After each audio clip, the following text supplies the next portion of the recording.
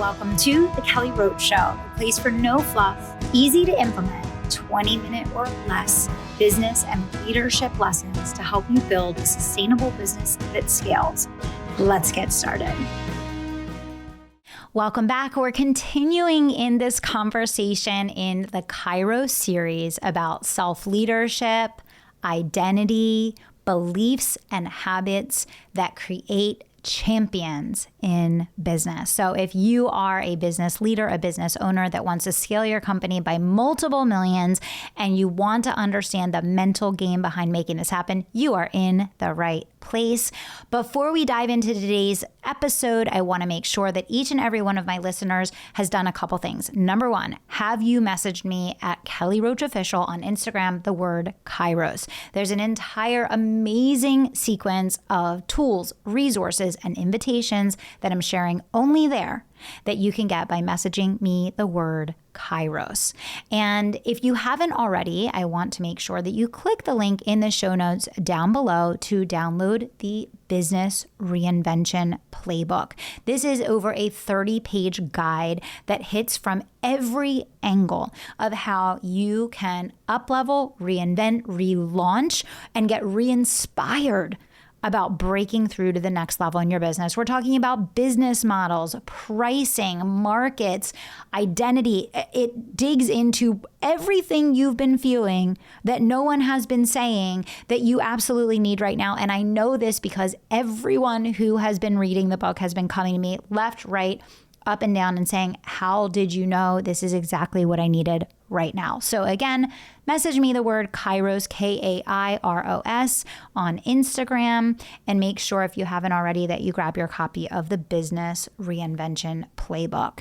Again, if this is your first ever time listening or you dropped in mid-series, we are currently in a full sequence in this Kairos series, really talking about the secret behind the secret of scaling wildly successful companies.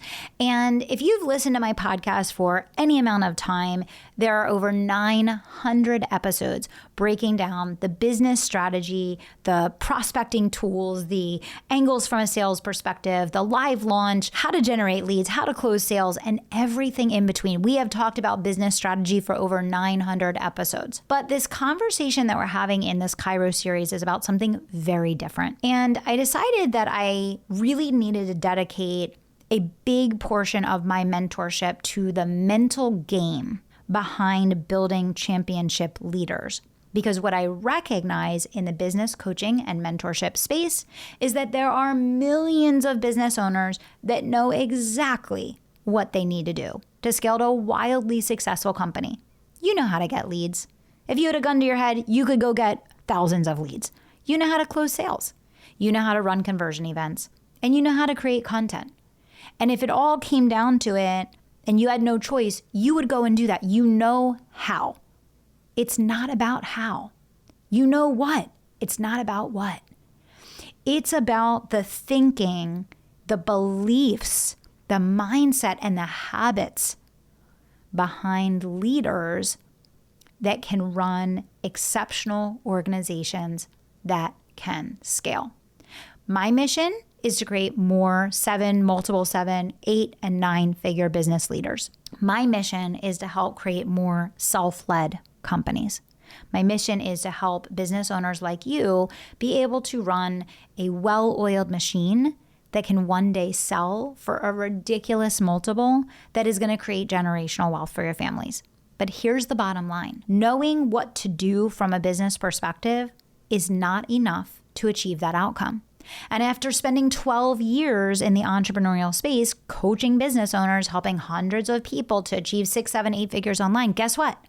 It is crystal clear to me that the big old gap that we have in the market right now that no one is filling is teaching the mental game of leadership at scale. And that's what this Kairos series is all about. It's about faith.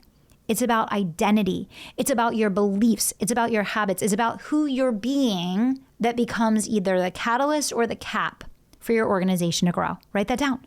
Who you are being is always going to be the catalyst or the cap for your organization's growth. And so this Kairos series is really about how do you become the leader that is required to achieve the level of success that you desire. And it's really about understanding that everything begins on the inside before it's manifested on the outside.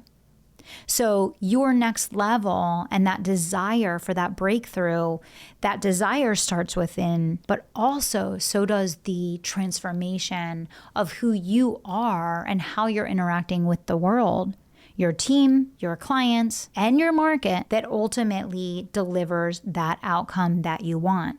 There are millions of business owners out there that have the know-how from a tactical standpoint to create a multiple 7 or 8, multiple 8-figure business. Because for the most part, the tactical how is the same. We still do the same things in my business to grow my business today that we did when we were an itty bitty baby 6-figure business. Consultations, launches, right? Webinars, it's the same stuff, but it's the leadership. It's the people management. It is the sophistication of the mental game that is so different, okay? So today I want to talk about an area that I think is holding a lot of 7-figure business owners back from achieving 8-figure growth. And this might apply to those of you that are at 6 figures, multiple 6 figures. This can apply to a leader at really, truly any level. But there are many things that we do as CEOs that can create chaos in our own companies. And I've certainly done it, right? First of all, we are idea creation machines. We constantly have new ideas. And what's very difficult about being an idea creation machine is that if you constantly are sharing your ideas with your team in real time and asking them to act on them, it will create nonstop chaos in your business. And what it will do is it will create this start, stop with the team where you're always having them initiate new things, but they're not able to focus their execution on the existing things. And we all know that frequency and consistency is what drives outcome, right? And so one of the most important things that I had to learn, and I have worked so hard on myself on this. This is something I have to work on every single day and I'm still working on, is holding back from sharing all of my ideas with the team in real time. And I have dozens of ideas every single day. When I interact with our brand online, when I see our brand online, I could pick and choose so many things every single day that I want done differently, that I want done better, that I see not being done that need to be done. And I have found that if you do not control the urge to constantly come at your team with all the new and different things that you want to initiate doing, they will never do the foundational things that absolutely need to get done in order to create outcome. Because what you manage is what gets done. What you manage is what you drive energy to. So whatever you're talking to the team about and whatever you are kind of making the urgent priority, that's what they're going to spend time on. And you're going to assume that when you're sharing ideas that they're going to keep doing all the things that they're supposed to be doing, that they're always supposed to do, that are kind of like the forever focus areas. And you're going to find out the hard way, which I did, that as you keep sharing new ideas and keep layering in additional things that you want to do, the quality of the foundational things deteriorates and deteriorates and deteriorates until the foundational things that are absolutely essential are no longer being done in a qualitative and quantitative way to get the outcomes that you absolutely need in order to drive the growth of your business. So number one is you have to exert control and you have to know when is the right time to present new ideas. And you need to understand how those ideas need to be integrated so that it doesn't actually sabotage the growth of your business. Number one. Number two, you cannot share every piece of feedback that you have about every single thing, every single day, all the time about everything that could be better, about everything that everyone does. This is one of the number one things that will create fear and chaos and overwhelm and stress within your team. And then what will happen is they will begin to make more and more and more mistakes. Because when someone is nervous that they're going to mess something up and they feel like everything that they're doing is being scrutinized under a microscope and they feel like everything that they do isn't good enough, they then are going to either rise or fall to that level of performance. So when they're nervous, when they're anxious, when they're overwhelmed, when they constantly feel like everything that they're going to do is going to be a mistake, it's going to be not good enough, you're going to have feedback or concerns about it, then either they're going to slow down to the level of their output not supporting the growth of the business because they're not getting anything done because they're overthinking it, or they're going to try to attempt to integrate all of the feedback and all of the things, and they're going to try to do all the things they think that you would want to be done. And then they're going to begin to make more and more and more mistakes in their work. And the quality is actually going to go down because they're not organically doing the thing that they do best. Okay. So the second big thing that we do that creates chaos in the business is delivering real-time feedback all day, every day on all the things. Now, there is a huge difference. We talked a couple episodes ago about abdicating power, versus, relinquishing control. This is one of those areas where that is super important. You don't just abdicate power, meaning you don't give feedback. You don't tell them the things that need to be corrected or fixed. You don't step in when it's necessary to, deliver important corrections. No, you have to do that. The difference is knowing what is the 80% of things that you want to give feedback on that are not going to have a true material and impactful difference. It's just your preference versus the 20% of things that you want to give feedback on where it really, truly matters. And this is where we as CEOs have to drop our ego, right? Because I will see 100 things in a day that I'm like, ooh, okay, that's not how I would do it. And that doesn't look that great. And that's not right. And I really don't like that. And that's not really what I was expecting. But I pick maybe one out of every 20 things that I see that I'm going to really demand is elevated and corrected, that I think is actually going to make a meaningful and lasting difference in outcome. And this for you CEOs is so crucial because if you do not do this, you will create chaos in your own organization and they will be so internally focused and in their own head that they will never get anything done. And you can do this and you could have the same effect with vendors that you're working with, whether you have a fractional team or whether you have an agency or you have someone that is an outside partner in some way, shape, or form. Anyone that's constantly walking on eggshells that feels like they can never do good enough, they can never be good enough, their work is not going to be quality. Right. And so again, what I have learned for myself is that I have to hold back. I have to hold back, and I constantly am working on holding back and only bringing the things that I feel are really urgent and really matter to the forefront. And I will repeat those things over and over and over again so that the team knows this matters. This really, really matters. And I'm going to keep bringing it up over and over again because it's really, really crucial. Versus the things that I see every single day. I could point out in a day 100 things that I want to look different, be better, all of those things. But it's picking and choosing.